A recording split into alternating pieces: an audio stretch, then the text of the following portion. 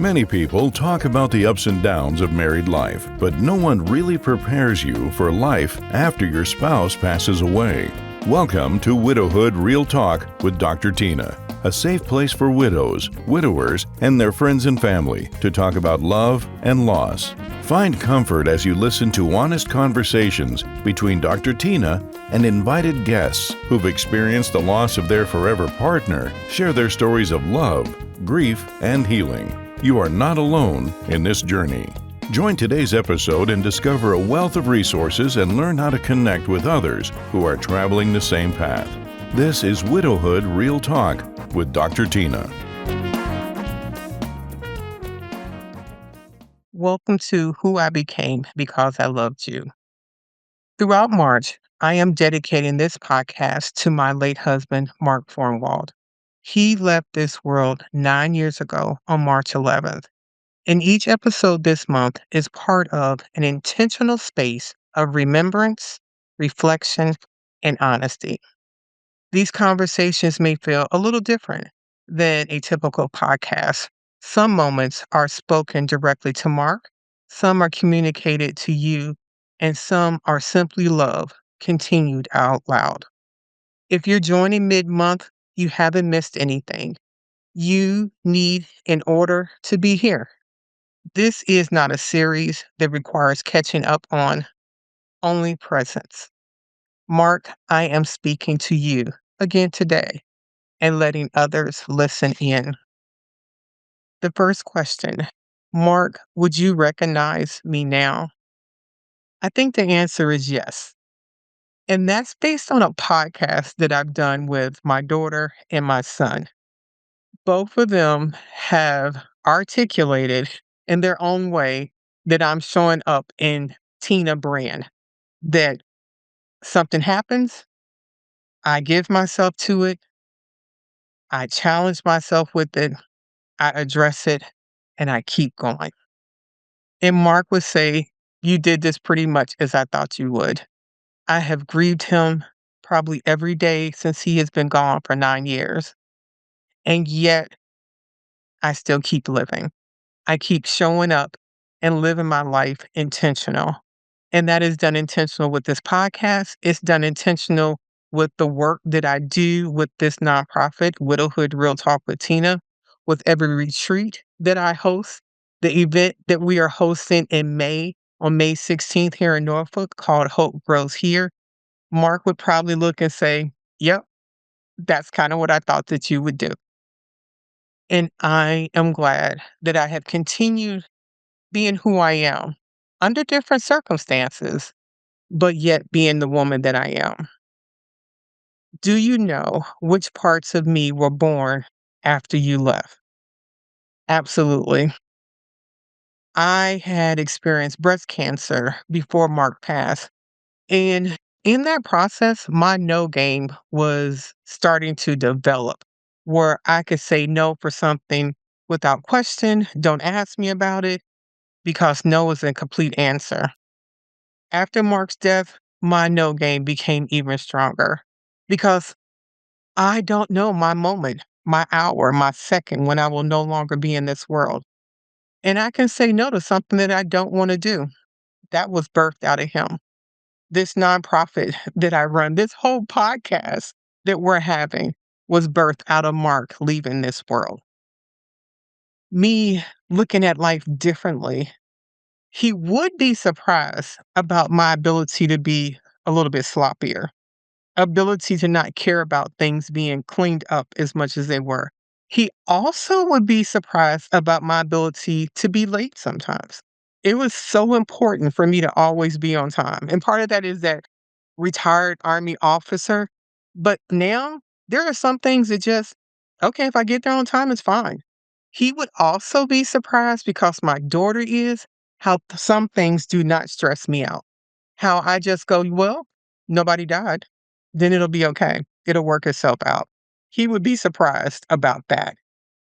Do you know what grief demanded of me? When I read that question, I had no idea the amount of phone calls I had to make in that first year to say my husband died blah, blah, blah, blah, blah. I need to change the electricity out of his name into my name because my husband died, blah, blah, blah. To call his employer and tell them that my husband died and he will not be returning to work. All of those conversations, we had a plan mentally what the other person would do in the absence, but no concept of the emotional weight of carrying on life, all the paperwork, waking up every day and saying, Tina, Mark died. Don't expect him to be here today. To intentionally have to tell myself to practice saying Tina instead of Mark and Tina. The weight of not being able to sleep at night, laying in bed and looking at the pillow that he would not sleep on. That weight, that stress, I certainly didn't expect it. And I don't think that he could have expected what grief would demand of me. Struggling with going back to work to wonder if I could think and have conscious thoughts that would allow me to perform a job. The mental fog, the forgetfulness, all of that, I don't think he realized the grief, his absence, his death would demand that of me. Do you know how loving you prepared me for becoming someone new? What comes to mind is Mark's family had a lot of people that died at an early age. And because of that, we had several conversations about him leaving this world and the life that he wanted me to have in his absence. What kind of love, what kind of amazing man would be intentional about telling his wife that when I have left this world, I want you to continue living and I want you to be happy. I want you to be free to love again. When we would stay up late and he would have those types of conversations, in my mind, I was blowing him off. I was half listening and thinking, sir, you're staying up too late. I need you to go to bed because this is too much. It was a gift that he gave me that when he did take his last breath, I knew how he felt. I didn't have to wonder. I didn't have to guess. I knew how he felt about me continuing to live in his absence. And that prepared me for being the woman that I am now because of the conversations that we had. And I am grateful for them. This conversation is to the audience, to you, the listeners. 1 week past the anniversary of Mark's death, not feeling as numb as I did the day before. The day of, eh, it's that day before and the days later that linger like some grief hangover, the numbness, the trying to put my thoughts back into place, thinking about what I was doing the first week after Mark died 9 years ago. Those thoughts returning, remembering what I was doing, who was in our home, who was helping me, what I was planning, and realizing that week in 2017, I thought life was never going to be of any value. Life was never going to be fun, that I would never laugh again, that how would I get past that week 9 years ago? And to think 9 years later, I do laugh. I am happy that things do change and I have continued living forward, never forgetting Mark, always loving him, but also choosing to love myself and giving myself permission to live, to be happy, and to be here, and to share with you, reassuring listeners they are not lost. Well, that was the next question because I wrote these not. It's been a minute since I looked at them. So, and I want to say Yes, I wrote these up and then I put them aside because when I wanted to have this conversation with you, I wanted it to be fresh, just like when I have a conversation with the guests and I'm asking them questions and they don't know what's coming next. So that's why I put these questions aside. So these questions and conversation would be fresh to you. Reassuring listeners, they are not lost. You have purpose, you have meaning. Your life is important. And the fact that you are still here, I am grateful for that. But if you're able to lean in to hear my voice and my story, how difficult it was 9 years ago, and to see that life has the potential to change differently, that grieving is necessary. There is someone that you love that is no longer here, and how you feel about their absence is worthy of how you feel. I invite you to reach out to me, to reach out to someone. Find your doctor, someone at work, therapist, and share how you're feeling. You don't have to run from your emotions and your sadness. It's okay how you feel. Your feelings are valid. Don't hold it all inside. Share it with someone. Join a grief support group. Reach out to your therapist. You're not alone. There are other people that can help you navigate, give you guidance, and help you develop coping skills as you go through this difficult journey. Will it make the pain go away? It won't make them come back. It will be difficult, but it will be worth learning how to navigate because you are still here and we need you. Part 3, story and experience.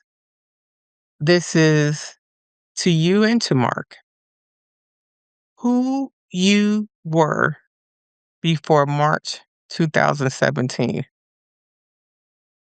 I was this person at work thinking about working till I was 65. Mark was in Virginia and I was trying to get a job from Pennsylvania to Virginia to be with him so we could start planning our next phase of our life, what retirement would look like, and starting to prepare for that. I was this person excited about work, thinking about where my career would go, thinking about both of our children being adults and leaving the house, and Mark and I being child free. I was a person with expectations of what life was going to look like and the future that we were going to have together. What changed immediately?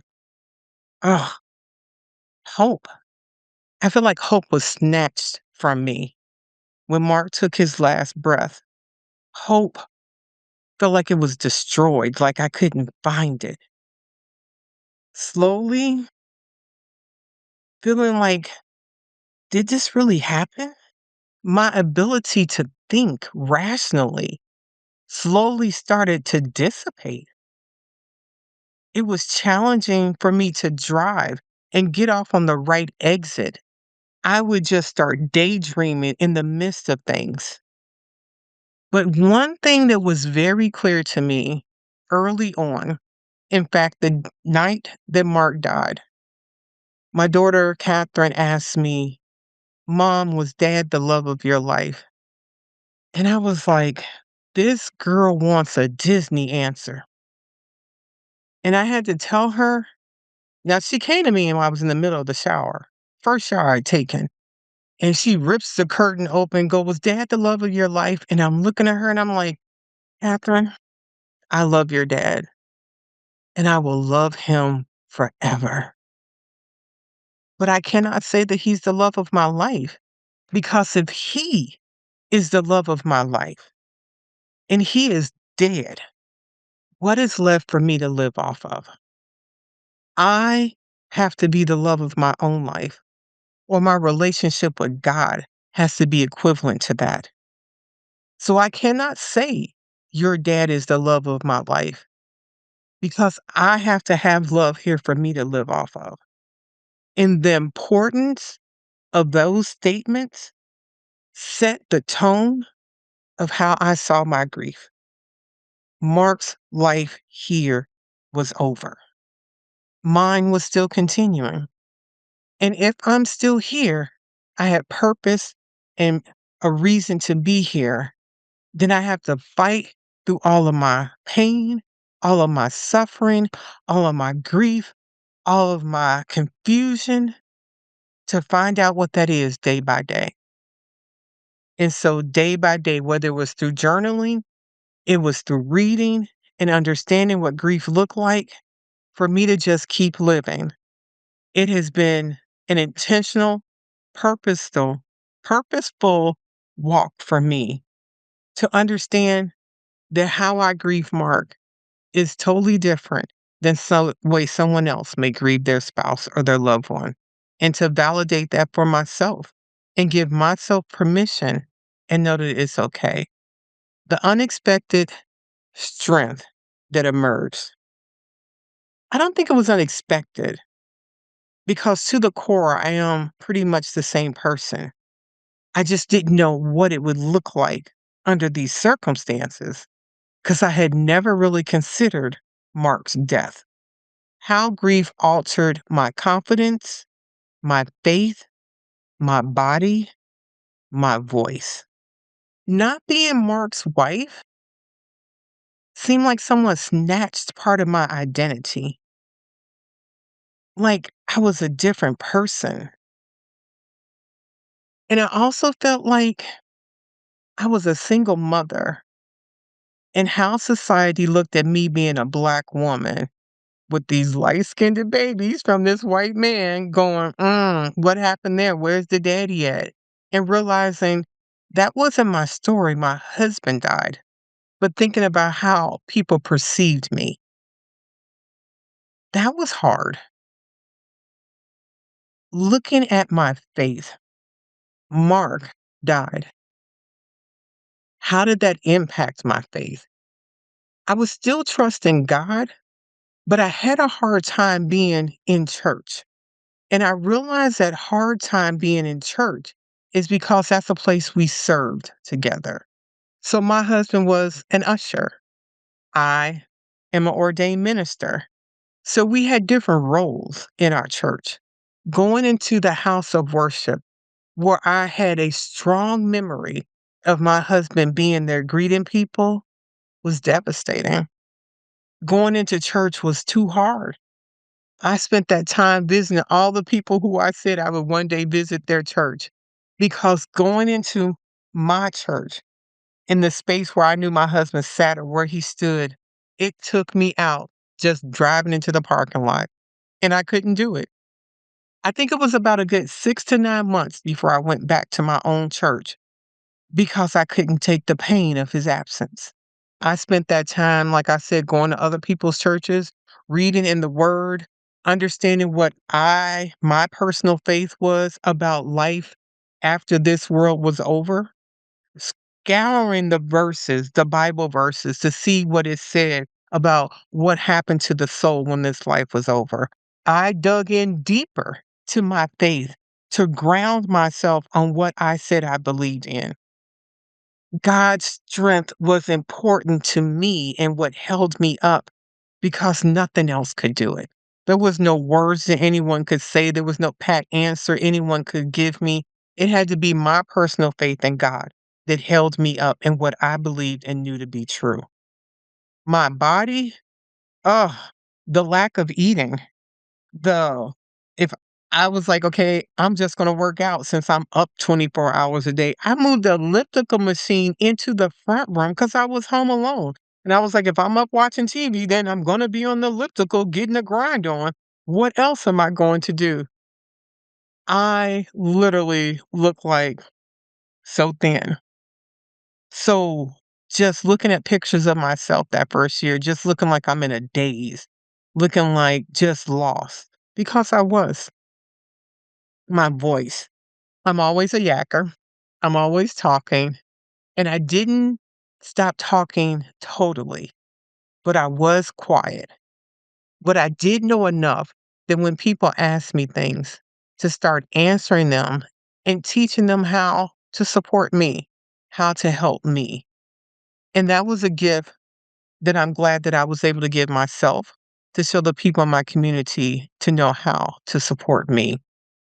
Why identity reconstruction is normal.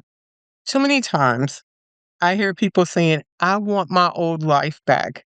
I want who I was to return. It's impossible. Mark is never coming back. I will never actively be Mark Formwald's wife. I had to come to terms with who Tina is, that Tina is enough, that Tina not being Mark Formwald's wife is okay. And I had to start going, what type of food do I like? What are my favorite colors? What movies would I go to?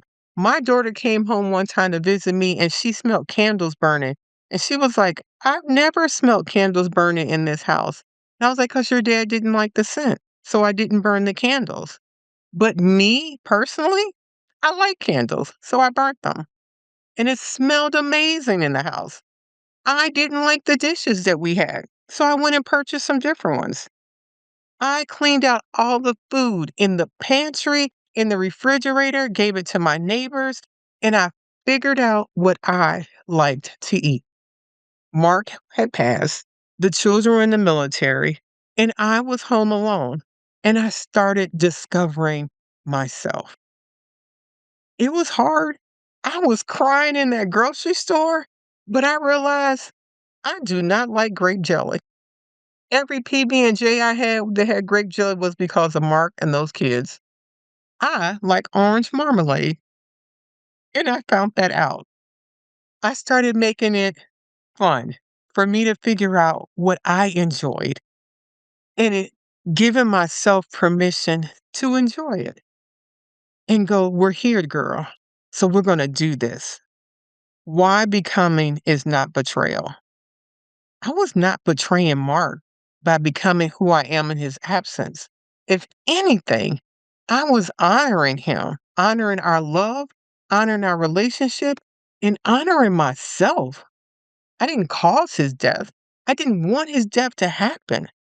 But it's the world that we live in that one day I will be gone and my children or whoever is remaining will grieve me. I want them to continue living. I want them to honor their life. This is the natural course of what happens. So it's not a betrayal. If anything, it's honoring to me. Why growth doesn't mean forgetting. I have remarried and I still carry Mark's last name. I have a whole nonprofit supporting the bereaved. I will never, ever forget Mark Formwall. He is why I am who I am.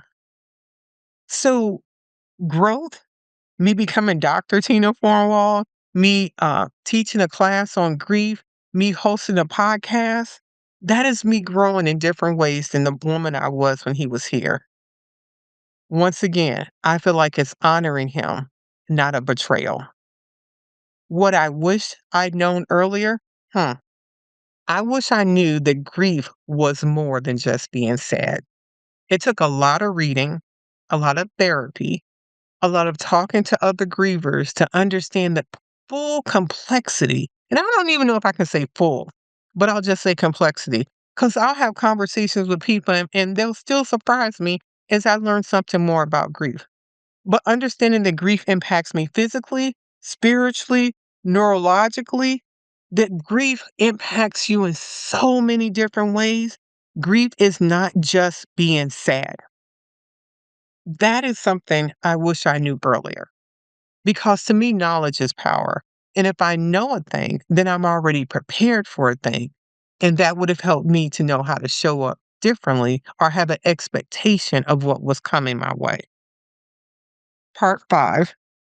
Mark, you loved a version of me that made this version of me possible. I carry my love for you forward. Becoming did not erase you, it honored you. I have not erased Mark Cornwall. It is impossible. But the life that I live today is because of Mark Fornwald. And I love him 9 years later. And I miss him dearly. I was just away visiting some friends and thinking about the when I visited them with Mark there and how different my life is, but also how easy it is that my friends allow me to still talk about Mark. They don't make it weird, they don't make it uncomfortable, they make it natural, and I am grateful for that. As I close today, I want to return this space to you, Mark, that you thank you for the love that continues even as it changes shape. Thank you for the ways you still walk with me through memory, meaning, and presence. To those listening, thank you for sharing this time with me. I hope you felt less alone and more permitted to honor your own love in whatever way feels right. We'll continue holding space together through the rest of March. Thank you for spending another episode with Widowhood Real Talk. If you found the contents of today helpful, share the episode to anyone you know who may need it. Subscribe to the show and tune into Widowhood Real Talk each week.